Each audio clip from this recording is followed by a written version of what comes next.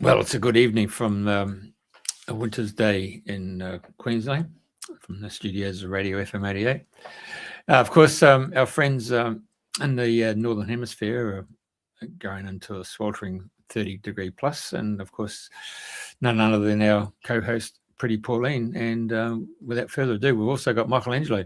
He's come on, this will be his fifth time on the show. He brings forth all the natural what do you call it, healing methodologies. And so without further ado, he's going to be talking about dentistry. So, Pauline, I'll hand it over to you, mate. Hello, Jeff. It's lovely to be here again. Michelangelo is here I am. There I am. Michelangelo is visiting here in the UK, and I'm hosting him. So it's very nice that he's here, but it makes a bit of a problem with the landscape and the portrait. So I'm going to keep the focus on Michelangelo and say welcome. Hello. And Michelangelo has been my teacher for many, many years, and he's been teaching also the natural life system throughout the world, which promotes the idea that nature is perfect, and that disease and illness and everything, they're also perfect too. Good. And it comes to pass that the first phase of life is the oral phase. And within that, it's a big shift for the food that we eat and the connection with mother, and also oral restoration. As we grow older, perhaps things happen to our teeth and our gums. So I wanted to ask Michelangelo, tell us a little bit about oral restoration, the way in which the natural life system approaches it. Yes, the natural life system approaches the mouth and the oral approach with a complete opposite way than the mainstream. We look at it as living entities, and the parts like the gums and the nerves are all related with the internal organs. In fact, each tooth is related with a meridian of the Chinese acupuncture. And through the reflexology, we could also help. For example, sometimes there are idiopathic pains because the dentists do not know that this pain is there, but they see the tooth is perfect. Because the tooth becomes a sort of signal, like you have in your car on the dashboard. You have many signals which enable you to understand what's going on in the car. If the petrol is missing, if the oil is missing, if the battery is not working, if the brakes are low in the pads. And every time there is a problem, the light switches on. And nobody would be so crazy to go and pull it out or switch off, unless they know what the meaning is carried by this light. And this you can access very easily because you open the glove compartment and you take out the instruction manual in which is written each meaning of each light. Here we did not get gifted of the instruction manual when we were born because we don't have any glove compartment or a pocket in our back, and we cannot access to the manual because the manual is much more perfect. It's related, it's well understood. We have already spoken in previous talks. We were mentioning the 5 elements of the body, the 5 couples of organs which rule all the functions of the body. And these 5 couples of organs are also affecting directly the teeth. And when you have a certain tooth which is damaging or decaying, or there is a pain in this tooth, we know that the organ related is showing a certain excess of energy that makes the tooth like a sort of fuser or a breaker that has to break when there is too much electricity which runs in the circuit. And this electricity in our case is not really electricity, it's bioelectricity, but is the energy, which is a different concept which we already spoke previously, and that's what makes us alive. And each organ has a typology of energy that, when is excessive, obliges the body to have its own protections, and the teeth are as part of this protection. They are less indispensable than a liver or than a heart, that if you miss them, you cannot survive. So when these organs are in a super stress of excess of energy, the tooth related starts to decay or it starts to give problem. In this way, I gave a lecture in East London a few months ago in February, and the title was What the Dentists Don't Tell You. And that they cannot tell you because they don't know. What you don't know, you cannot tell the people. And because the approach, again, is not to be critical or competitive, I don't care. I'm offering what the Chinese already gave the world 5,000 years ago, with the 5 elements of Taoistic medicine, and each tooth which has a decay is the signal that there is a stress or an excess of energy running on the meridian of that organ. And I would like to remind that the energy can be physical, but can also be pure energy like electricity, and other energy more subtle, which are the emotional, the mental, and the spiritual. Of course, when we have an imbalance on each one of these, or one of these departments, we may affect the organ, which at this point will affect the tooth in question, in the matter. Okay. So, okay. So, for people who don't know about the 5 elements, what are the pairs of organs that we're talking about? Well, we start with the 5 seasons, which is much easier to be understood. We have the year is divided by the Chinese medicine in the 4 seasons that we know, and in each change of season there is a period which is overruled by a couple of organs, which in reality there are 3, but 2 are one couple. Are one organ, like the spleen and the pancreas are one organ, and the stomach is the opposite organ, which creates the energy, the positive and the negative, the empty and the full. And these this pair of organs, they rule the change of when you pass from one season to the other. So then the most, let's say, visible of these 5 seasons, the 5th season, which is related with the element earth, is when there is the change from the summer to the autumn. And that's much more visible because you can see also in nature when the leaves become yellowish and red, and they start to decay, to go down. They're not down yet, but this is the moment in which the nature as a particular color is more visible. When, anyhow, just to mention to the normal practicality, you see that the people who have stomach problems, during the change of the season, they see an increase of their problem, because that's the moment in which the organ is subdued or is obliged to work more, because his role is like the director of the orchestra, that being a normal player during the year, but during its moment has to work more, so cannot give the performance on the physical level of ruling the energy of the body, plus the emotional energy, because all the people who have ulcers and inflammations of the stomach, they have some probably some emotional situations which they cannot handle, or they cannot accept. Maybe they don't forgive, they cannot refrain to over criticize. And the guilt also, it's another energy which is related with the stomach. So with this explanation, you can start to see that there is not only the physical level, but we start to introduce the concept of the emotional level, which also can affect the teeth. In my experience, I've seen already people that have a little decay on some teeth, also working besides Giovanni.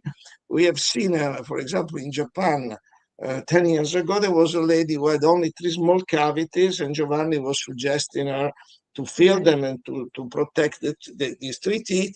But in that moment, she was very, very stressed because her father was dying. And she said, I cannot. Giovanni said, but you can take a couple of hours, you can fix this, and then your teeth are protected.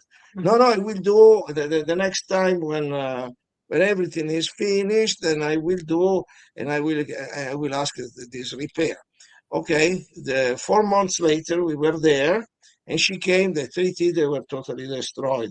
So instead of putting a little bit of this composite or glass ionomeric filling, he had to replace it with crowns, which also on not only on the physical level, which is a pity, but also economically, it costed practically more than 10 times what she would have spent, you know. So a little bit of prevention, a little bit of foresight is worth it.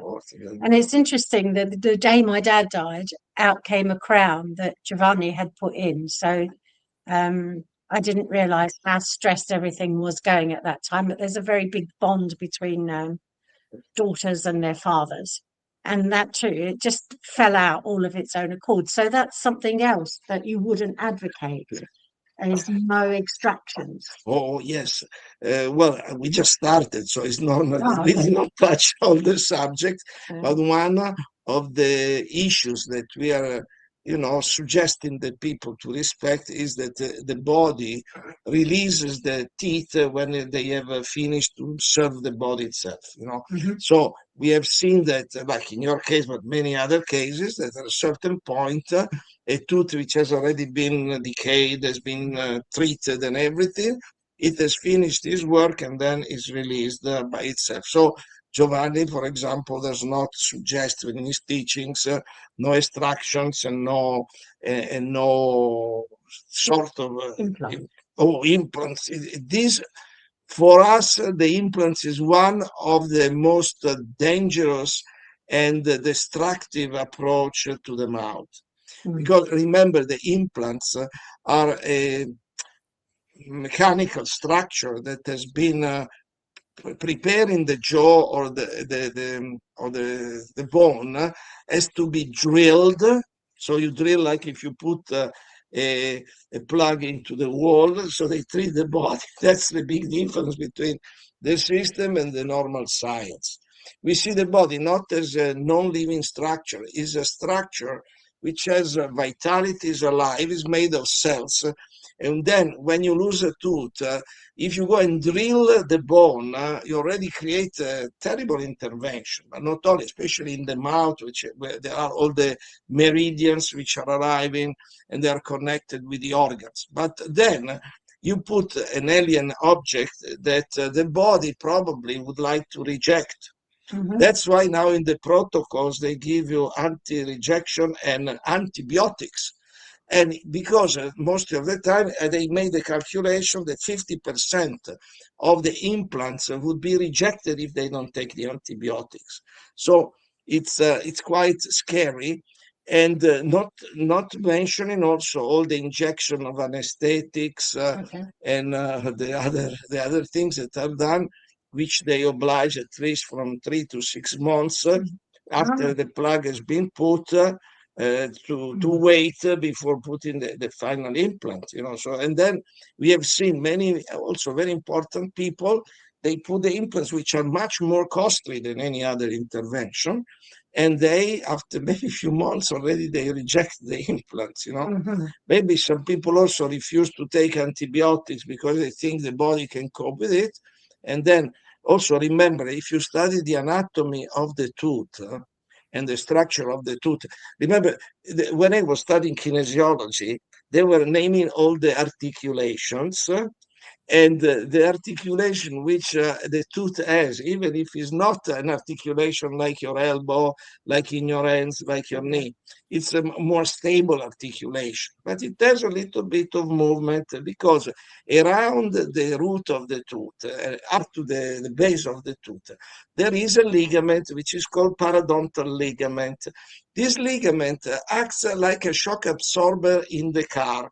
So every time you chew, you have a shock absorber which protects the bone and the tooth itself in their work.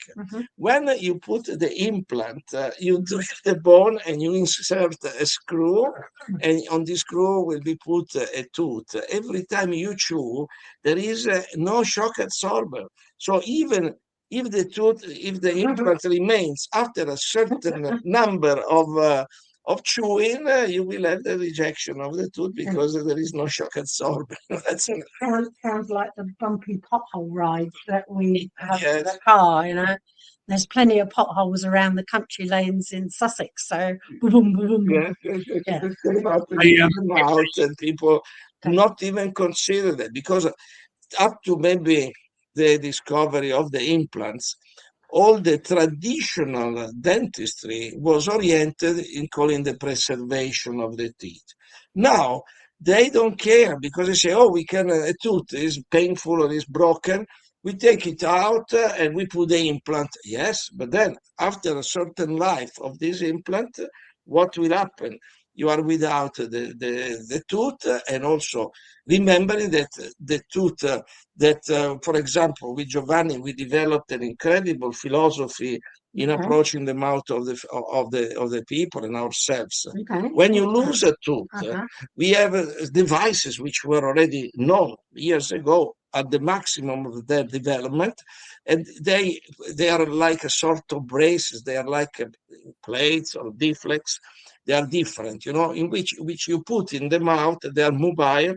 So you take them out to wash and clean after you have eaten, but they keep also the teeth in alignment, so that, because when you lose a tooth, and especially if you lose it completely with the root, the teeth start to move, because they tend, like in nature, to fill up the space. And moving the teeth, you also have not anymore the bite, the perfect bite when you chew. In this way, it's very important, if you lose a tooth, to replace this gap, or to create something which holds the gap and creates the stability in the mouth. Because of this, they are the latest acquisition. There are also in this department, you can put, if it's a single or a pair of teeth, you put a device which is called Deflex, which is patented, is an evolution of the surgical nylon, so it's atoxic, is not poisonous, and does not absorb, because normally some of the traditional or danger of these devices, they are absorbing the odors, and they change color. It's not so nice, you know. When this is totally it does not decay, undecayable, and in that case, it's very practical, because it has the little hooks before and after. They stabilize on the existing teeth without damaging the teeth, but creating a fantastic substitution for the missing tooth or missing teeth, which enables also, when you chew, the false tooth is done in order that stimulates the gum underneath. I'm doing it now. You are one, yes. Yes, I have one here. It's When the tooth fell out, yeah. Giovanni did make a deflex and put it back in. So every time I chew, the meridian is still being stimulated, and my teeth haven't moved, because he did it fairly promptly. It was I had a gap for a few months, and that was The about time it. to prepare, the laboratory was preparing. Also, I want to say, this deflex is used also in the normal dentistry to replace, when they make an implant, for example, the replacement, they give a temporary replacement with this, and then it's thrown away, which is very expensive, and also could stay like this. It's not, it does not create all the harm that the implants are creating, you know. Can you tell me a bit more about the philosophy that you developed with Giovanni when you were working in Japan? You got partway through the story of the lady with her 3 fillings. So what happened? It's happened that we just arrived after 12 hours flight, which is not like to go to Australia for sure. But I remember we were commuting every 3 months. We were going to Japan, and sometimes the flight was heavy, and then you land normally in the morning. And then you have the custom, everything long queues, and you have to go through passport control, custom control. Normally, when you go to Japan, imagine you're lucky if you do everything in 1 hour. You're lucky because normally it is between 1 hour and a half and 2 hours. We were arriving, wow, there was this crowd. And Busy airports then. very busy. Narita is quite busy, and also Okay. is far away from the center of Tokyo. So the best was Haneda. We were living also close to Haneda, but now they are starting to reconsider to enlarge in Haneda, which is on the sea. Narita is inland, a little bit more inland north of Tokyo. And we arrived one morning, it was a Wednesday, because normally we were traveling on Wednesday, beautiful day for traveling. And also we arrived, and Mariko, our organizer there, she, as soon as we met her after all the paraphernalia, customer, she gives the good news. She said, "Oh, I'm sorry, but I had to book you early this time, because normally when we arrive in Japan, in order to overcome the jet lag, we go to this beautiful spa, which in Japanese are called onsen. This is the spring thermal water, which most of the time is already hot. They have sometimes to refrigerate it because it's too hot, you would burn in it. And we were already dreaming, as soon as we arrived, we put down our luggage and everything. We go to the spa, and then we get, and then relax and recharge from the jet lag. No, we arrived and we have two ladies that they had, one, she had a big problem with one tooth, plus two other teeth, but one was the worst, one in the middle, and the last one was a superficial cavity. Okay. And she wanted also to have a session. So in the meantime, that Giovanni was preparing he needed time. He always, when we travel, he needs time to prepare his studio, with all the material. So she gets a colonic and reflexology like usual. And then after the colonic and reflexology, she's ready for going to Giovanni. Says, "Okay, I'm ready. So I send her up, and she goes, and Giovanni has to do a big work in the first two teeth. One was very big damage. So almost we arrived at 7 o'clock, and I went to The spa. the spa was very first. Oh, she was fantastic. She did not show any pain. Giovanni says, I was astonished because this big tooth was already arrived to the nerve.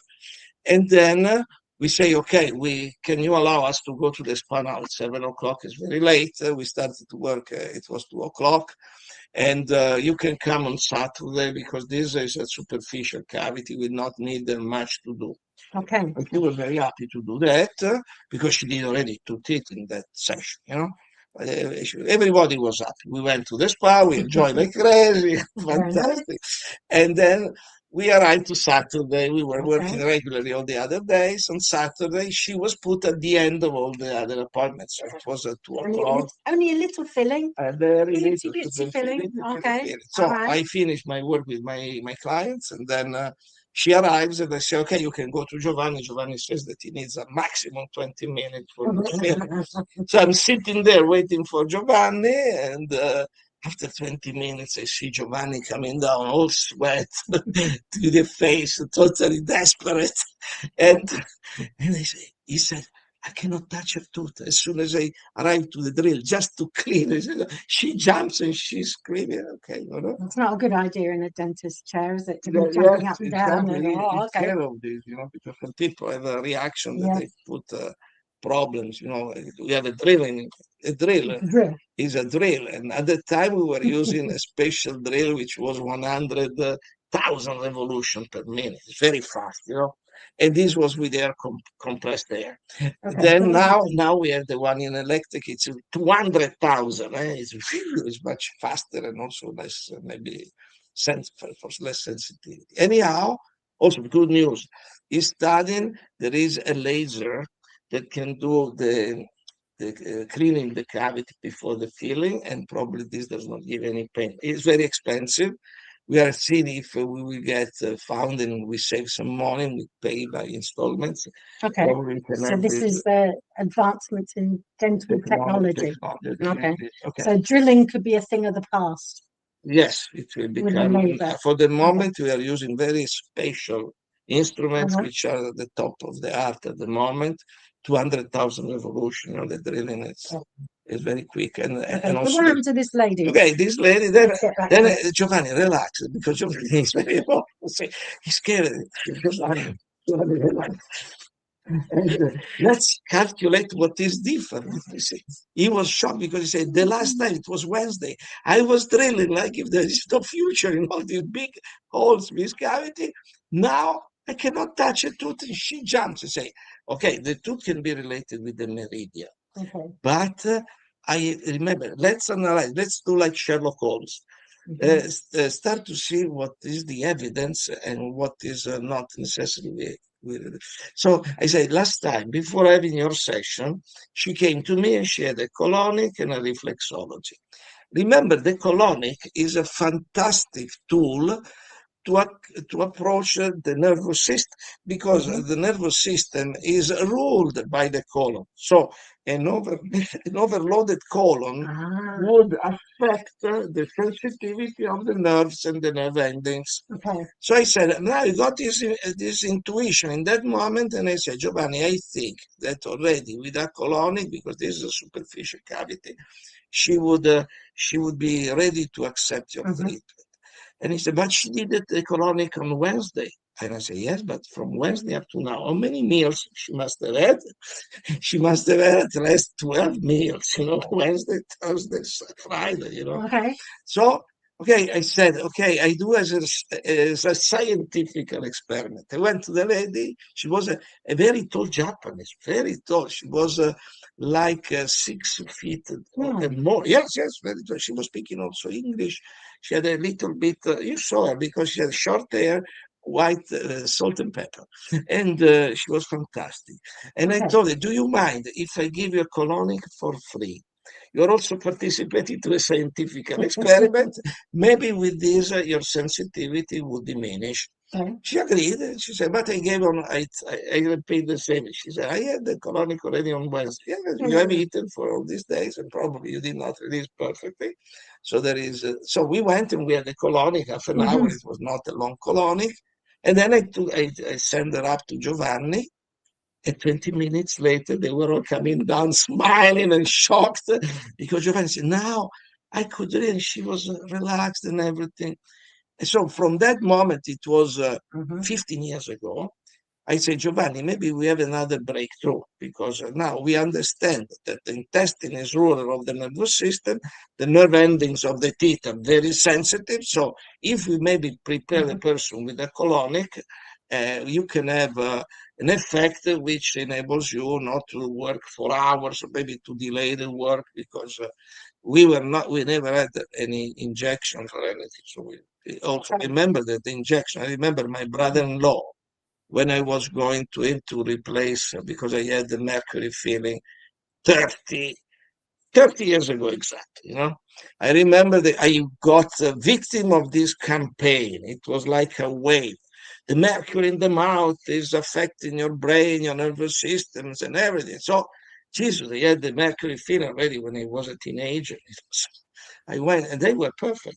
And I went to my brother-in-law, and he said, but why do you want to remove them? They're perfectly sealed, But no, because, the mercury is dangerous for the intoxication and everything. Also, remember that the first study on the mercury was done in Japan in the Minabata Bay, where they were dumping the mercury release of the treatment of the skins and furs and everything.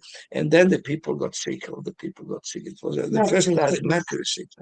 So, because of this, I asked my brother-in-law to pull out this, I don't know, it was 4 or 5 fillings. And then he replaced he said, I want to do a good work. You're my brother-in-law. So he did in composite, he made the shape of the filling, and then he glued the filling inside. 2 years later, I met Giovanni for the first time when he came to me. And he looked at my teeth and said, but you have infiltration there. So he said, be careful. He replaced immediately these, they're like inlays practically. So he replaced clean, and he replaced the inlay with the filling.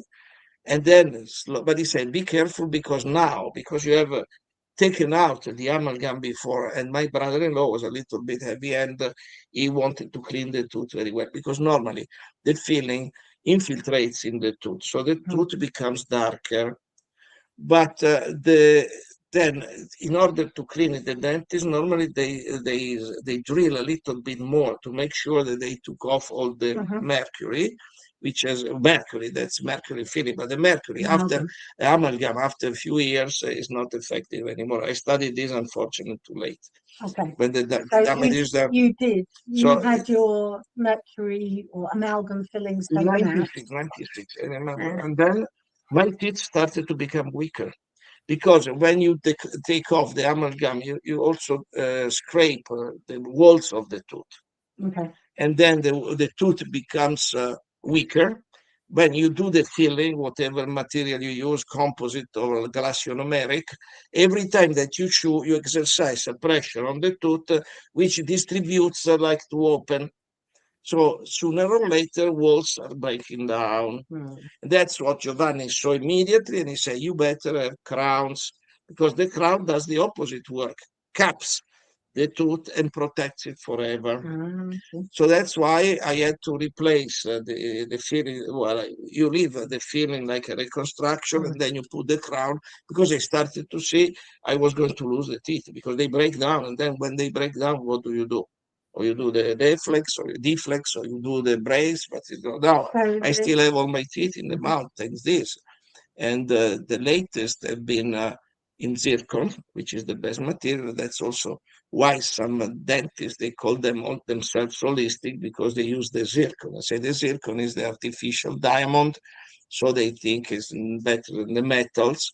In fact, before, the technicality was the ceramic crown, which had a frame underneath of metal. Okay. Sometimes it was gold with lead with other minerals, other metals. And now the zircon is the latest technology. It is a piece of zircon which is artificial diamond. It's like a stone. And then it gets worked with a special boring machine. The best one is in Germany, where we have the best connection. And they have such a precision in this work, which goes on the tooth, which has to be very well prepared. That's what Giovanni is able to do. And then you have your zircon crown, which is a diamond. Then you become a jewel by yourself, because you have your teeth. Yes. So going back to that lady, we'll get there. I'm sorry, because many description enable me to connect with many explanations. Okay, so back to the lady and the lady. Then we discovered from that moment that doing the colonic, we diminish fantastically the threshold of the pain in the body. And some people, they don't feel pain, but they react with the fear, because I've studied this, and one of the worst terror that people have in this society is the dentist fear.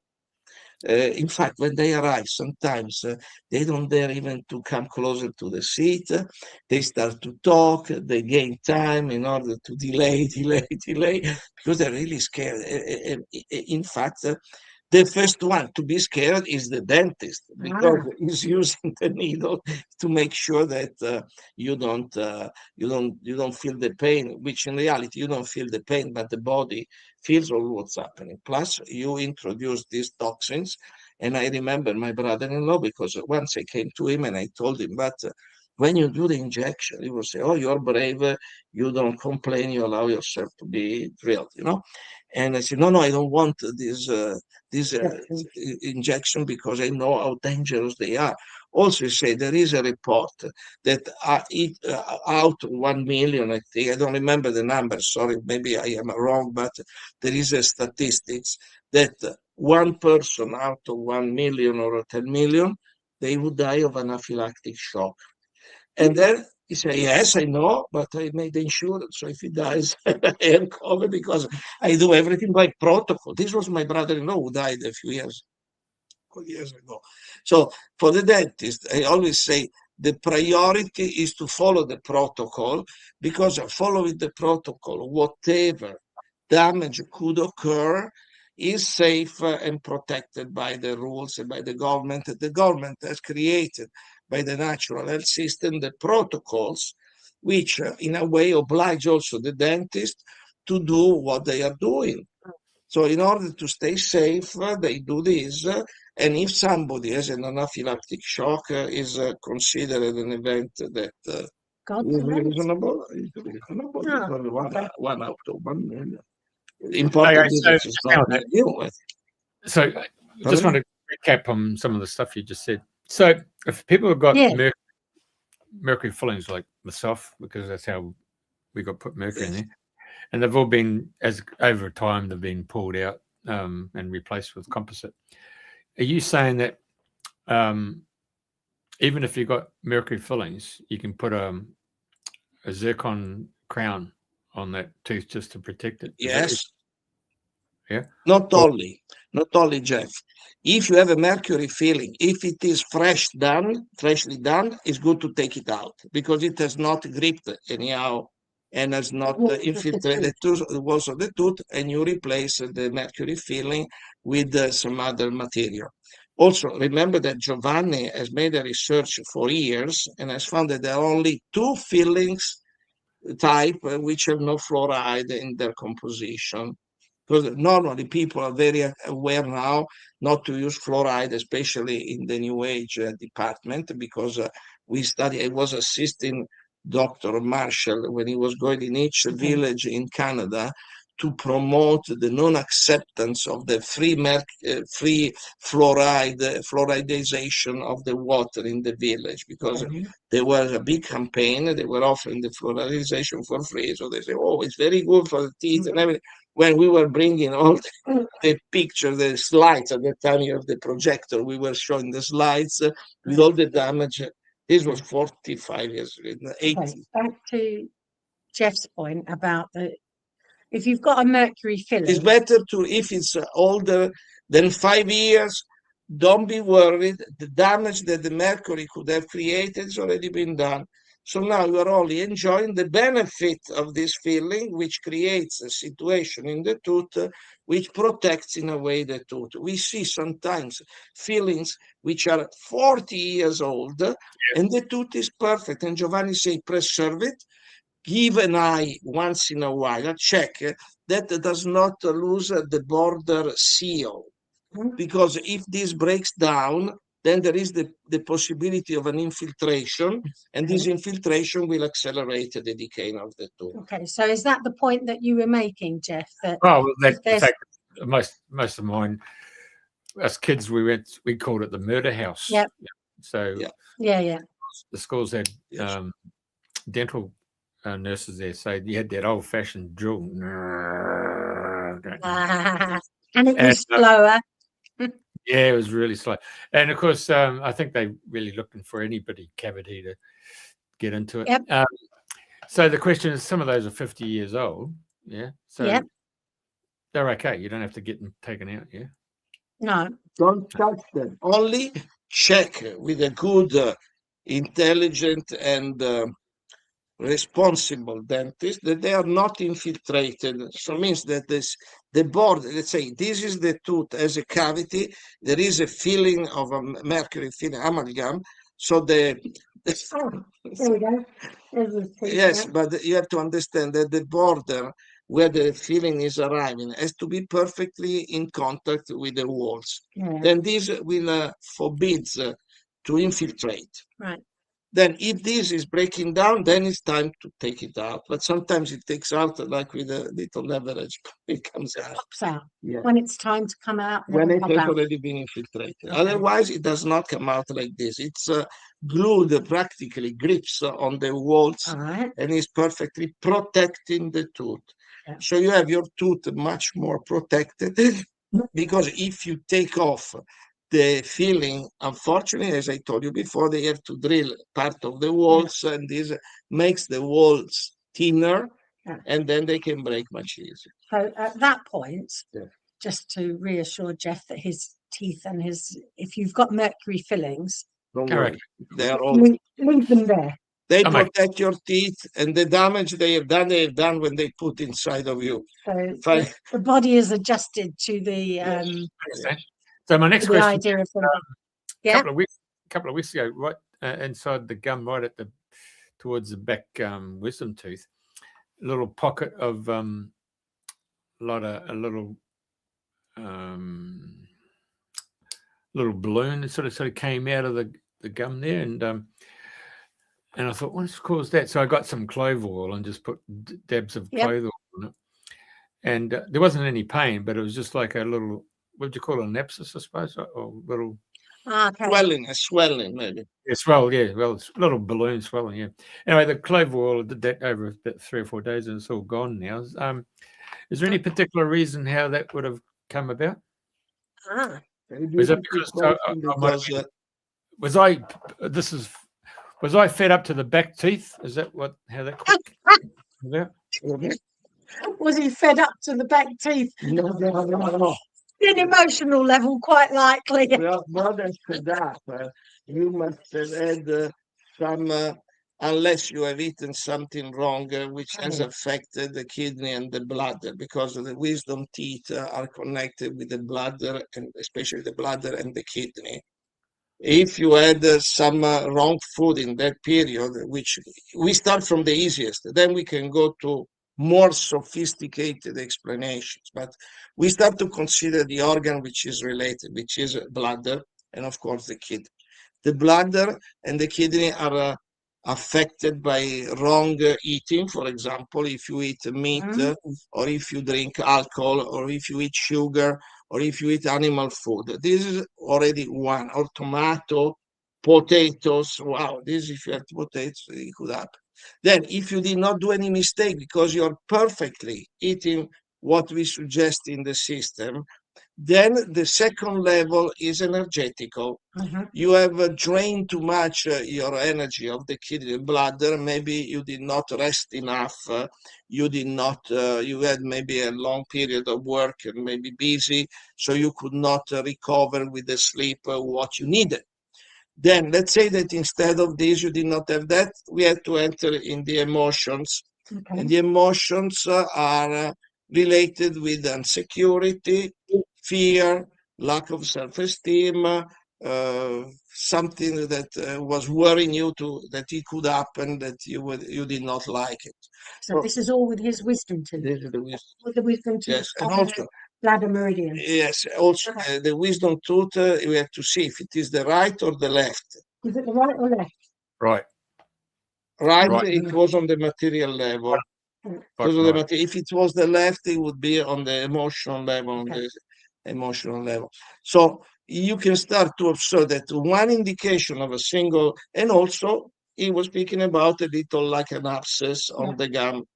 And this, remember, that's a beautiful question because it enables me to put out the subject of what, the big difference between the normal mainstream and what we are telling the people.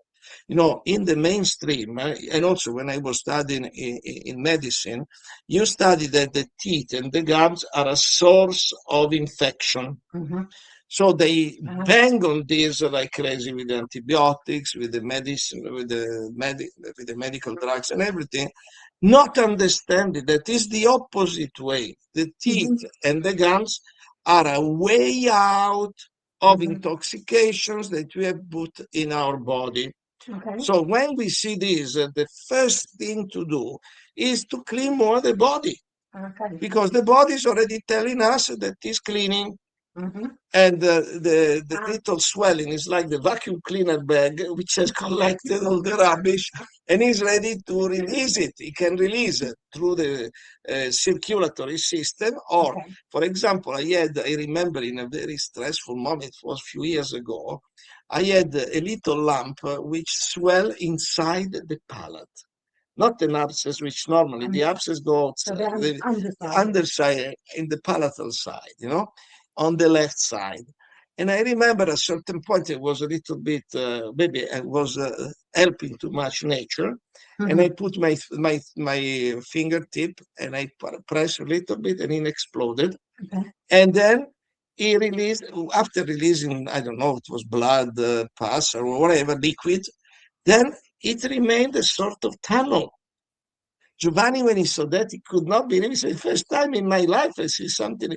It was a tunnel which was going through the palate. And he said, and I said, but I don't care. It will do what has to be done. And then I went to sleep that day. And when I was in the half sleep, in the bed, not this, sleep, I started to see when I was 17. And I remember when they did the filling of this tooth beside, they gave me an injection, which I almost fainted for the pain. They touched probably some nerve or something, and I was almost collapsing. And this probably after maybe 55 years, or 50 years, my body was having the way to release out what has been, violently given to the body itself. So this was also fantastic because Giovanni, then in few months, I went also to India, I still had this, and then after he finished, and it's closed up. Okay. So when there are these, it's good what you did with the clove oil. You can use also the coconut oil with a drop of clove oil. You can do the mouth pulling even twice a day. This helps exteriorly, but the real interior help has to be cleaning the intestine, cleaning the liver, because remember that the gum is strictly related with the liver. So when you have gum problems, you have always to look at the organ which is connected with it. For example, we had this case of last year, this lady who phoned you on the 6th of January, and she phoned Pauline that she wanted to have a session with Giovanni just to check because her teeth were all, she had a terrible pyorrhea with gums bleeding and teeth which were wobbling. And then she was diagnosed that she had to pull out all her teeth, put implants like they did with David, the same, And so Pauline, she told her, Giovanni is not here, he will be here in 2 months. But in these 2 months, you can prepare yourself to receive his visit. So eating the right food. And it was the 6th of January. Then Giovanni... Epiphany, yes. Then Giovanni came here on the 12th of February. Then we started to see all the people who had already the appointments, and this lady probably fell out of the grid, so the net. And then at the end of his stay, we said, but this lady that she phoned you on the side, because sometimes I have these memories coming up to me, and she phoned her, and she said, at the moment, I don't need your intervention because my teeth and my gums are perfect. She had only changed the food. This is a matter of good luck and goodwill, because as soon as she has been given the list of yes, no food, she applied immediately, and she saw this result in less than 1 month, in 1 month and a half. And then she came in June, I think, because she said, now I have time, I can just have a check just to see if there is anything to be done. But she was phenomenally satisfied, and for us is the best achievement, because it's not when you intervene, the damage has already been done. Instead, if you can prevent, as you said before, and she has now firm teeth, good mouth. Also, normally, when there is this situation, all the people have to be very careful because they can have also bad breath from the gums. This is releases material which is rotting. So in this way, Giovanni is using a great help is the laser treatment with oxygen peroxide, because with the laser you put the oxygen peroxide between the gum and the tooth, and then with the laser you stimulate this oxygen peroxide, which will become ozone. Okay. In this way, this ozone is clearing and sanitizing the situation, and the people immediately feel the benefit. But we say, don't throw away the benefit. If you keep on eating the wrong food, you will recreate the situation. We are not here to milk the people to do the things. But we are helping the people to find the right way. When we don't, yes. I just want to ask Jeff. How do you cleanse the liver? Pardon? How do you cleanse the liver? How do you clean the liver? Very good question, Jeff. Maybe we should go in the old meeting we had. The liver, first way to clean the liver is to avoid to intoxicate the liver. Stop intoxication, because as soon as you stop the intoxication, already the liver starts to work in self-cleaning. You want to help, okay, there are foods which you must feel you love them, otherwise don't use them. But the sour food, let's say like fruits which are sour, it's like the sour cherry or the, well, no, not so many, the strawberries now, they are all unfortunately not only sweet, they are genetically manipulated. There is the risk that they are genetically Other manipulated. sour things? The citrus fruits, Yeah, the citrus. the kiwi that are very good, especially the yellow kiwi. Some people, the green kiwi, they don't like, but the yellow kiwi can be very good. Everything which has a lot of citric acid in it, you know, because it's a beneficial for the liver. Sauerkraut. Sauerkraut, phenomenal. I love sauerkraut. Yeah. Any of them resonating with you, Jeff? You must love them, you know, otherwise, or like them. If you feel a rejection, don't have them, because means that there is another organ which is opposite of the liver, which maybe likes to work in balance in the liver. So the opposite organ of the liver is the intestine and the lung, and this likes the spicy food, and the other opposite organ is the spleen, stomach, and pancreas, which like the sweet taste, you know. Okay. So we have to check always in this department what you like most in order to understand also how the body is reacting, because not always all the body, they work mathematically the same procedure, you know. Each organ has its own frame, its own program of self-balancing and cleaning, you know. Also remember that the emotions are also very important in affecting the energy of the organs, which then have to produce a certain result. Anyhow, they are fantastic. The greens also are fantastic for the liver, all which have the green, which is magnesium, the chlorophyll, and very good herbs for the liver are the dandelion, the thistle, the milk thistle, and the artichoke. They are also very good. Do you like any of those? Well, I'll tell you, I do make a juice. I use celery, carrots, Yes. apple, green apples, a big pardon, pears. I throw in lemons, limes, beetroot, and sometimes I get oranges if it's. I always get local stuff. I don't get the imported. Yeah. Good. If you know the fruit which is called sea buckthorn, Oh, sea buckthorn is an orangey taste. Oh, it's awful. It's awful, but for example, when you like it, it means that your liver is asking for it together with the stomach. And it has one of the highest level of vitamin C, which in your body then, if the liver is okay after it's clean, becomes a vitamin B12. That's a big problem. We were speaking in the previous lectures. Valida do a juice of that. What? Valida. They do a juice of sea buckthorn. They do in Tuscany, exactly where my neighbor does this for the leader. Yes. Ah, yes. So he collects the berries. They have a big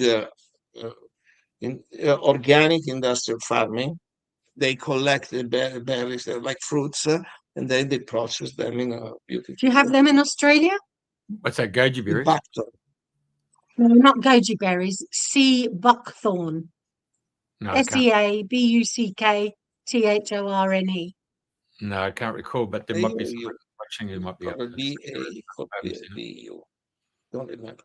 Anyhow, What about the goji berry? Not good, eh? Remember, you said the goji berry, they are nightshades. They are no good for us. Even they promote from the advertisement that they are good for the health. The goji berry are the same family like the tomatoes, the potatoes, nightshades. Yes. Okay. So what we said trying to be. Yeah, you get a bit sidetracked, yes. Because the subject. Yogurt. When I was over in Greece last year, the Greeks have their breakfast there where they have the muesli and fresh fruit, and then they put honey, and then they put yogurt. Yeah. And when I come back to Australia, that's been my new go-to breakfast. Is there any benefit? I mean, I can feel the benefit of having the honey. It's pure honey. I get that straight from the beekeeper. You know. So, what about the yogurt? What's the benefit of having yogurt? Is that a probiotic? Vegetable yogurt, not animal yogurt. Remember, because we are speaking about the vibration that you put into your body. Remember, maybe we had a talk on the spleen. Spleen cleaning, heaven on earth. Yes, spleen is affected by all the animal frequencies. So it's better to avoid them. And the yogurt is processed by these bacillus. But if there is the cow or sheep or goat milk, it's not suggestible to the people. I prefer that you try, maybe there are very good coconut milk yogurt. Now they are starting in Italy, they do the rice milk, the sprouted rice milk yogurt.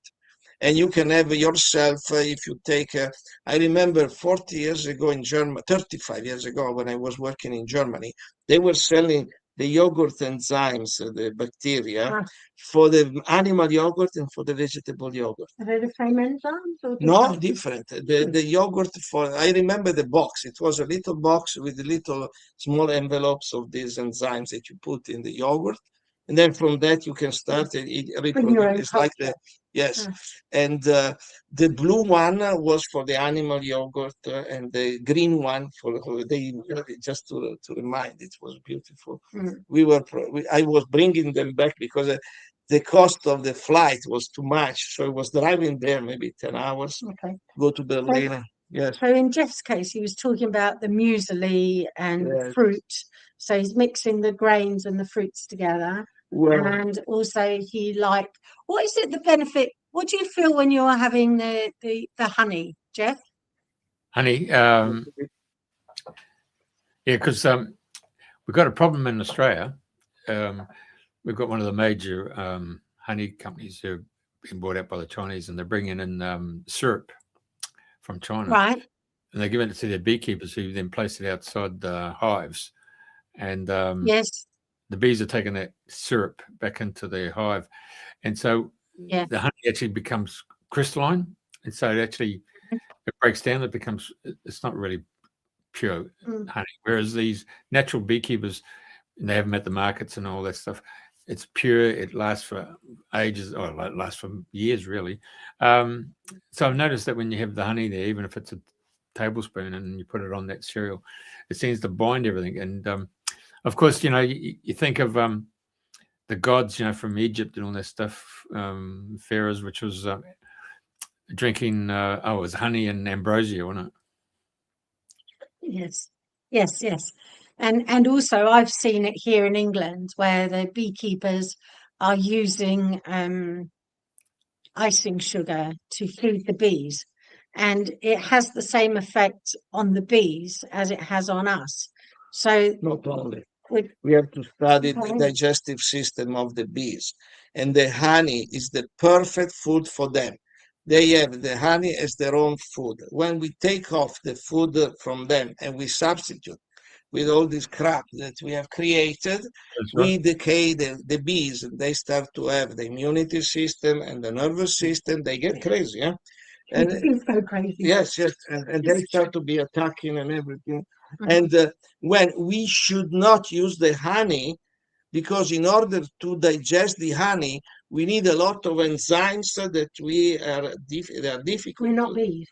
We are not bees, yes. The digestive system of the bee is perfect for them, for their honey. In fact, they use also another terrible stuff that is used now is this syrup, agave syrup. Agave syrup. Be careful, because I have already reports from many people, the agave syrup is decaying your teeth, like melting your teeth. And so be careful. What we suggest that you use or maple syrup, which is quite acceptable, the malts. Malts, the easiest is barley or rice or any rain. You get those in Australia, Jeff? Rice malt, barley malt.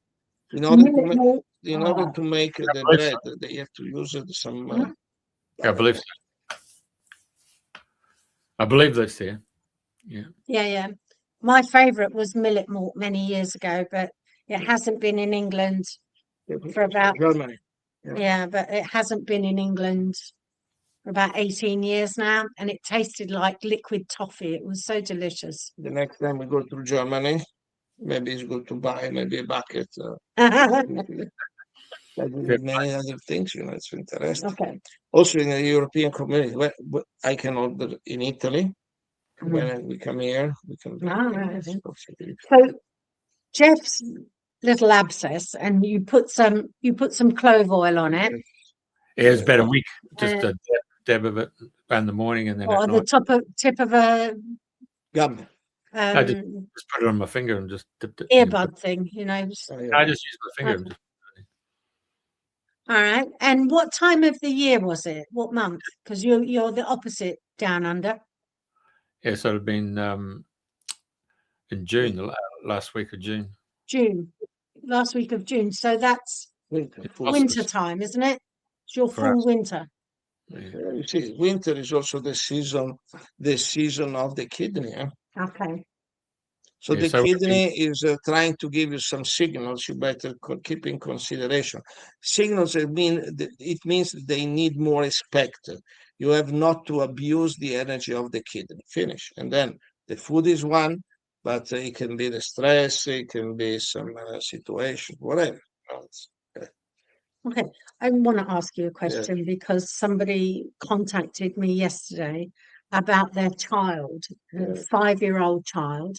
So I'm assuming that 5-year-old child has milk teeth and Yeah. hasn't yet got their second teeth. Yeah. But the dentist wanted to fill it. Well, it depends because we consider in the natural life system, we consider the milky teeth like the sweeper. They collect all the toxins and everything to have the new teeth more healthier and more strong. So they can have cavities, but the cavities in the milky teeth, you can feel them, but they fall out also. It's not Why? because the grip, there is not the same enamel and the structure of the normal tooth. But anyhow, also they are smaller, so you cannot do big fillings. You know, they can fall out. We see. So you see, remember in the case of daughter or son, he fell out of the filling many times. Yeah. But that's okay because the milky teeth, they have to be respected and to be understood. They are also related with the organs, but they change because the milky teeth weighs much less than when we have the full set of teeth. And of course, they tell us also what's happening in the food level and in the emotional level of these children. Okay. So Right. it's very important. Sometimes, especially if the child is 5 years old, as Rudolf Steiner say, the child is the expression of the inner world of the mother. So the child is expressing what the mother does not, because she's a rational person. Certain emotions, certain feelings maybe could not be expressed. Social, relational, whatever. So she keeps this inside. So when I look at the mouth of the children, and I see the teeth decaying on the milky teeth level, we understand that there is a food mistake for sure. Then there is an emotional mistake. It could be, but not of the child. The child has not big emotional mistakes. The imbalance is always related to a mother's situation. If she has some problems with the father or with the economy, with the organization, if she has some stress or whatever, this becomes interesting because we can understand that through the milky teeth decaying what's happening in the mother, not in the child. Yes. Whoa. Yeah. Hold on, let's say that again. Yeah. That The child is expressing what the mother is holding inside. Up to the 6th year, especially, sometimes also later, but normally in the first years of age. Remember, Rudolf Steiner said that child and mother are one unit. Only they are physically separated, energetically they are one. And the child has not yet the rational mind which has been developed, so expresses naturally what the mother is experiencing inside. Okay. Is it clear? Yeah, I think so. Yes. So the talk title or the conversation we were going to have is what the dentists won't tell you. So first of all, they won't tell you what they don't know. That's fair enough. Okay, we can forgive them all for that. Yes. Uh, Also, they they tell you what. Imagine if you could go to the medical university, sometimes I was always laughing because I've been 5 years in the medical university. It is like to go to the military academy. You have to stay in the discipline. What has been told you, you have to stay with the rules, with the protocols and everything. So you should not dare to think different, because it's like if you are a deserter or you are a traitor, and you cannot even, some people are in such a good faith, they cannot imagine that the big boss, the big teacher is teaching you crap, because because this is for nature is crap. Also, they don't study anymore the philosophy, which let's say 50 years ago, let's say 60, because 60 years ago, I attended the school, the secondary school, which in Italy was only for those who were to become doctors. Okay. So if you went to the medical university, you could not access if you had another diploma. You must have this diploma, which was the humanistic school. It was called in Italian Liceo Classico, because in that school you study philosophy, you study the Greek language, you study the history of the Romans, the Greek and everything very deeply, because the concept was that a doctor has to deal with a human person, with a human being. So dealing with him, you cannot deal with a car, he's not a mechanic. But in the last 200, 300 years, the philosophy and the methodology has taught the scientists to consider the human body as a machine, as a mechanical machine. So that's why now the best surgeons, and maybe some, now in Italy, now they start to change because they see the disaster they have done. But because the doctor is like a mechanic dealing with your car. You go to the dealers because you have to do the MOT, you have to do the annual check, and they do the same like they do the doctors now. They have a computer, they plug the computer, they see all the data. You take this blood sample and they check all the ingredients. They say, oh, you have the liver, you have the transaminases, you have the hematocrine, all the dates that they have, but the doctor does not do anything anymore. I would like to remember and to remind in this, you give me such a beautiful opportunity to give this message to the people, that 30 years ago, the hardest subject in the medical school was the semiotic. Semiotic is a subject which obliges you to study the science of the body. So the doctor's most important subject that he had to study was very difficult. He had to know all the science that the body was given in order to understand what the body was doing. So he had to be expert in smelling the odor of the skin, the odor of the breath, the odor of the feces, the odor of the urine. He was also testing the urine. They had to test the urine because from the urine they could understand. But you had to study this. Also the lines of the wrinkles, the colors of the bottom of the eyes, the noise. I don't know if you remember, when I was a child, my mother was taking me to the doctor. The doctor was telling you to say a special word with the R, 33. It's a number, because doing this, 33, you vibrate your vocal cords and everything. So with the phonendo, he was listening to the lungs and to what was happening in your chest. He was doing this. This was 70 years. Jesus. How old do you remember? Yes.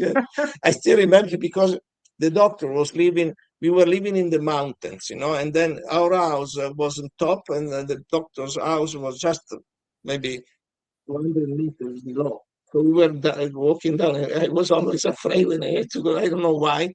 But then, if you know my story of the early trauma, which I received, now I could understand. I was terrified to go to the doctors. So the doctors would study all of the 5 senses in the body of another person. And the secretion of the sense organ, because also the smell of the earwax, the type of the mucus. Yeah. Yes. So That 130 years ago, the Okay. best doctor had Wow. these tools to understand what was happening in the Okay. body. Even if it was still based, they were still using the herbs. They were using the mugwort. They were using these herbs. Okay. But the most important subject it was semiotic. Now, if you go to the medical university, semiotic is a chapter of a subject which is called the history of medicine, which is not compulsory. You cannot even study that because it's not considered important in your plan of study, And that's what tells you what we have changed, and we need to come back to the origin. The Chinese doctor was paid if his patients were healthy. If they were sick, the doctor would not receive the money. So his interest would have been to keep the people healthy, to prevent, because when they were sick, his salary was blocked. So the same here, it's the opposite. Now, if there is no sickness, the doctor cannot have revenue, because what do they do there? I would be happy if we keep them busy just going on holiday. I remember also in the 90s, there was a statistics when they were still at the time, there were the strikes of the doctors in Italy. And they recorded that during the strike, there were less death rate. It was crazy. It was in the 90s. Yes, fantastic. Yeah. So Hey, back to go on, but Jeff. 12 years ago, I had a fellow who was a medicine man who's trained by the Aborigines, and he put me onto mushroom toothpaste. Oh, that sounds interesting. Yeah, so it comes out like a normal, like your normal toothpaste, but in the packaging, but it's actually a mushroom based, and it actually it cleanses your mouth, but you can actually swallow it. It's really good. It goes right into your gut, and it helps your gut. Okay. Yeah. So edible toothpaste. that's my go-to. Yeah. Yeah. Wow. You're still using it? Yeah, I still use it. Yeah, I get them in. And it costs about 60. I think it's about $64. You get three tubes of 250 grams each. So they last. You only have to put a little smidgen on it, because once it goes into your mouth, it just and expands. And mushrooms have an affinity with the heart, isn't it? Or no, the shiitake mushroom, because it depends what mushrooms he's using. What mushroom? Maybe the maitake. Maybe it's the maitake. Well, actually, what happened? We have to go back hundreds of years ago, and there's an emperor in China. Yeah. And he'd always go and get this physician who'd come from the mountains, and the physician came down with his herbs, but he'd always make up a potion using this mushrooms. It was used for his cleaning of his palate, and so his whole family, the emperor's families, were always cleaned.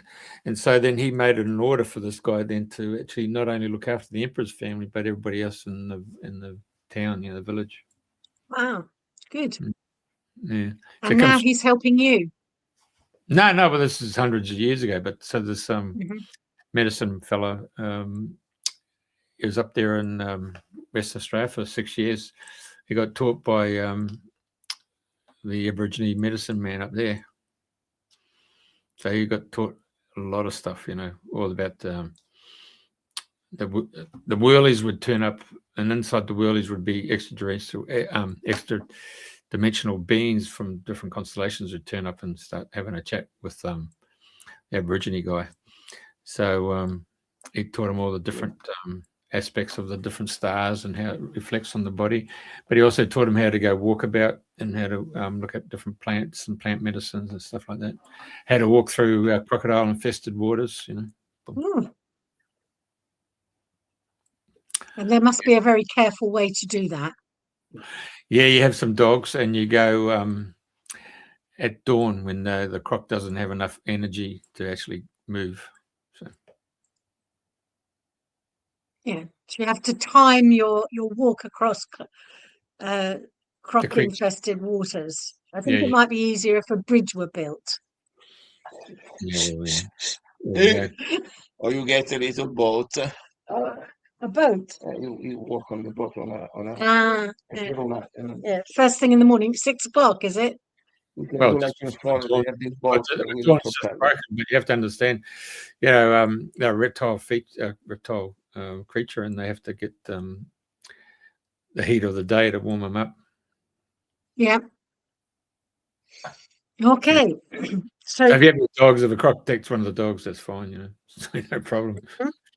But anyway, so what else might the dentist not tell us? Go on. okay, so let's come back to you mentioned kidneys. So what's what's the benefit? But you gave me the instructions for the liver. What do you do for the kidneys then? For the kidney, for example, very good are the azuki beans as a food, the azuki Hokkaido, which are very small. They're violet, purple, violet azuki beans. They're very good for the kidney. And the savory meal is good because the kidney savor is the salty savor.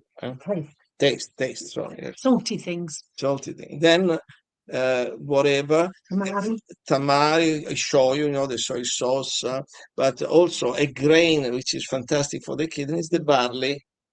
If you like barley, you can have barley, like barley water and barley soup. Barley, anything with barley is very good for the kidney. You must like it, Do you like it? Then, well, actually, I go down to the Indian wholesaler and I get all the different lentils. So I've got a pantry full of all these different lentils, and then I put them into a lentils, huge pot. Be careful with the lentils. Well, I rinse them out. Lentils. Be careful. You should. No, keep me too. Okay, so I cleanse them, and then the next morning I just skim them off again, and then I cook them up for about 8 hours, and then so I usually have a casserole type thing, or soup a lentil casserole. Okay. Well, remember, I would like just to remind that Hildegard von Bingen, she was saying not to eat lentils, hazelnuts, and strawberries 800 years ago. But what I found, because I have lived a lot in India, the best lentils are the yellow dal and the orange dal. If you start to use big lentils, these are also might find that they're heavy for me, heavy, not that they cannot digest. But if I can suggest you, use the yellow dal, which is the most digestible, and is also because each color has also an effect on the organs. Is there a difference between yellow lentil and yellow split peas? You don't know. That's what I have. I mean, I have yellow split peas and kidney beans and azuki beans and the chickpeas and the split peas and they're all there. Yeah, broad beans. Yeah. Okay. The broad beans I don't like very much. I do. You have to be careful also with the broad beans because they have too many purines. So when you cook it, you should put the kombu seaweed or sea vegetables and do the same with the lentils. This will help to be more digestible and less aggressive to the body. You have kombu in Australia? Yes. Pardon me? What? Kombu. Do you have kombu, sea kelp? Yeah. If you put a little piece of that in with when you're cooking. Yeah. I put in Celtic sea salt. I use Celtic sea salt. And I use fennel as well. I love fennel, yeah. Fennel is very good for the stomach and for the intestine, remember. So it's very good intestine and lungs and stomach, spleen and pancreas. So if you like fennel, very good for you. These organs are very happy and requesting you to have this energy. What's the sea vegetable that the kidney? Oh, arame. Do you get arame in Australia? I don't know. They must have because they import from Japan. You Do get a they? lot from Japan. Do you? Yeah. But I tell And you, there's a that soup mix of all that stuff I just spoke to you about. yeah. Bloody hell, doesn't it make you fart? Okay, now try this. Excuse me. Try cooking with kombu. Put the kombu in with it, because the kombu should attract and neutralize, shall we say, all this particular effect. Try it and see what happens. Two more. Chew more. If you chew more, there is less fermentation. Yeah. I always used to say farts were undigested thoughts, but that was just my take on it. So it's Really really not digested. fermentation. That's what's happening, is it? It's a fermentation process. Yeah. So should I be actually doing a more substantial rinsing? More No, important, chewing. Sometimes I have people who come complaining of certain disturbances, and I tell them, if you chew the food, already 50% of your problem, if not 80%, will disappear. And then who does like this reports that it is. Okay. So there is an old adage that says, chew your drinks and drink your food. So keep the food in the mouth, chewing until it's liquid. And then that should help. I mean, is that something you do anyway? Well, by the third day, I actually then put it into the Thermomix, and I add flour, and I turn them into fritters. Ah, and what happens then? I found that whilst they're nice hot, I find that if you put it in the fridge and leave it overnight and then come back the next day, they're even better, because they seem to the flavors seem to permeate right through. Yeah. Yeah. Okay. Well, if you get yourself some kombu, clean up all your lentils the way you like them. Yeah. What else do you do with it? Let me see if you've put it. Even if you cook the fruit, cooked fruit is different. Different, yes. Also, dried fruits and cooked fruits can be mixed, because they already changed the pH. But then, of course, you need to chew thoroughly what you are eating. If you don't, it's a disaster. So with rice, when I cook the rice, I put shredded coconut in with the rice, and then nice. So I just put a bit more layer of water on top, and then just wait for it to boil to the top, and then I just turn everything off, and it just the rice just seems to fluff up. Okay. Even with the rice, you can add pieces of kombu. You don't have to eat the kombu. You can just cook it with it. It's better if we put the powder, so it's not kombu powder. All right. So you can eat in the body. The kombu neutralizes the heavy metal, the radiation, and what are they called? The free radicals. Free radicals, yes. So the kombu is a fantastic. Combo, you get the health food shop, would you? Can you say that again? We didn't quite hear it. The kombu, do you get it at a health food shop, or you get that at a general store? You find also in the Chinese shop, in the ethnic shops, you can find the kombu. It's very easy. In the health food shop, for sure, must be, because it's one of the base of a healthy nutrition, so it's big fat seaweed, lengths of seaweed. Yeah, but sometimes they use the powder on pieces, because they cut already, they prepare. Perhaps just Google it and see what happens. We got a lot of Japanese and Chinese supermarkets. Yeah, Japanese will have it for sure. Also, the Tororo kombu, they are the marinated kombu shredded. Right. So they sometimes they are marinated in the vinegar, in the rice vinegar, then dried again, and then shredded. If you go in Asakusa Temple in Tokyo, there is an old man that stays in a little kiosk. He's sitting there and he's shredding the combo, because the combo is very big. You know, with one foot he holds the end of the combo, with the other hand holds the combo, and then with a very sharp razor blade, he does all these they look like air, you know. They melt in your mouth. These are a Japanese delicacy. Well, kombu is a major contribution to digestibility for all grains, for everything, that pasta, noodles, everything. Just put a piece in when you're cooking with it, and you don't have to eat. You can whip it out, but it will. Yeah, you like to eat it. Well, it's better if it is with a powder. Powder, or this you can make like blend. You know, just make like. When it's a combo after it's been cooked, it's very soft, so you can blend it.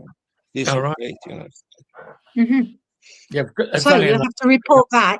Oh yeah. Well, the last 3 months I've had a taste for very Japanese food, and there's a restaurant that's opened up just down the road here, and it's all fresh. It's wonderful, isn't it? Oh, great. Very digestible. They probably know the secrets of kombu. And arami. Arami is a very nice sea vegetable. For the kidney. For the kidney. Arame. Okay. And there's a beautiful delicacy that we make here. We serve Japanese recipe. It's a Japanese recipe. It's a vinegar and soy mixed. 50-50. And then you let in this jar the arami.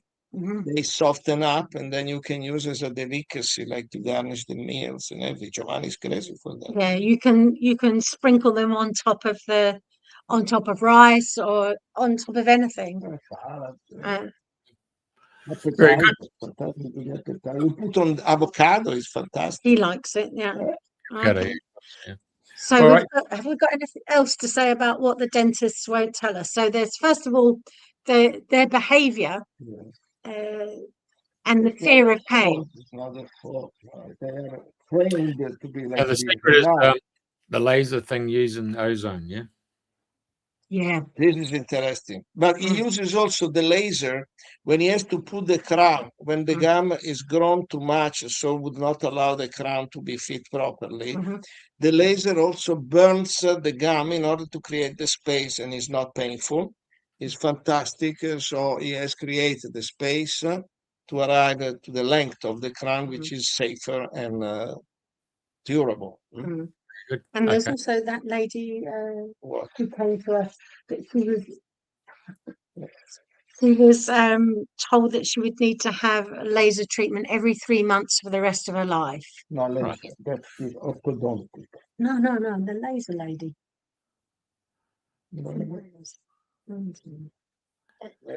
Okay. She's had 2 or 3 sessions, and but she changed the diet. She changed the diet. Yeah. Very good. If you change the diet, you see what the people normally say are miracles, because they cannot understand the connection with the right food and the behavior of the body. You know? Remember what I was saying before, the normal stream, the mainstream, sees teeth and gums as a source of infection. For us, we see them as a way out of toxins. So stop the intoxication, help the body to clean more, and then everything gets resolved without antibiotics, without painkillers, without all this stuff. And also the colonic is fantastic. The urine also, if I know that it seems to be crazy, but in India is quite a known therapy.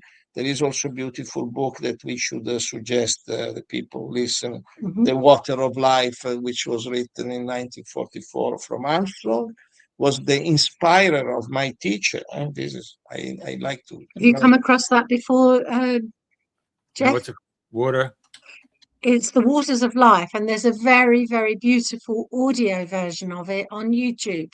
Yeah. If you look up W. Armstrong, Waters of Life, it's beautifully written, beautifully orated. Yeah. Very, very elegant 1944 kind of British language, BBC tone. It's very nice. It's possible. Yeah. It's like cheese and Worcester. No wattos. Not a wattos involved. All right. Yeah. Well, love you, Olivia. Nice to have you on board today. Thank you, you. Jeff. Thank you for inviting me. It's always nice to spread some information that can be helpful for the people. And Yep. then would avoid troubles in the future. Okay. Good to see you again, Jeff. It's beautiful. Thank you, Jeff. Thank you for your hospitality. Thank you. Love you Bye for both. now. Bye-bye. Bye now. Bye. Bye. Bye.